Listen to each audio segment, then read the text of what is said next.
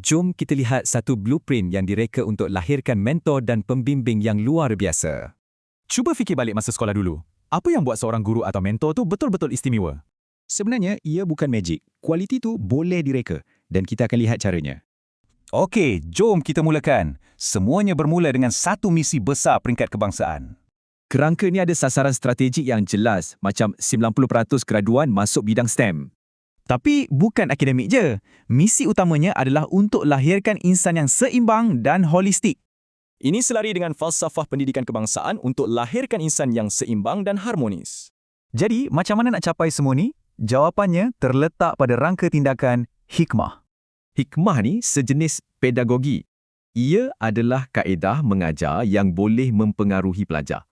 Dan inilah dia, 6 prinsip teras yang membentuk akronim hikmah itu sendiri. Setiap huruf mewakili kualiti penting seorang pembimbing, daripada kebijaksanaan hinggalah kepada kebaikan. Jom kita tengok pula perjalanannya. Ia bukan sekadar senarai, tapi satu proses kemajuan.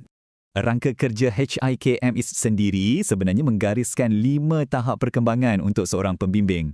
Ia satu perjalanan daripada seorang pengajar biasa kepada seorang contoh teladan yang sejati. Yang menariknya, ia adalah satu transformasi daripada hanya sampaikan ilmu kepada menjadi inspirasi. Jadi, apa kaitannya dengan kita? Kerangka ini bukan hanya untuk guru di sekolah tau. Tak kira anda pengurus, ibu bapa atau kawan, anda sebenarnya adalah pembimbing. Ini tinggalkan kita dengan satu soalan. Dalam hidup ni, adakah kita sekadar mudaris atau kita cuba jadi mithali?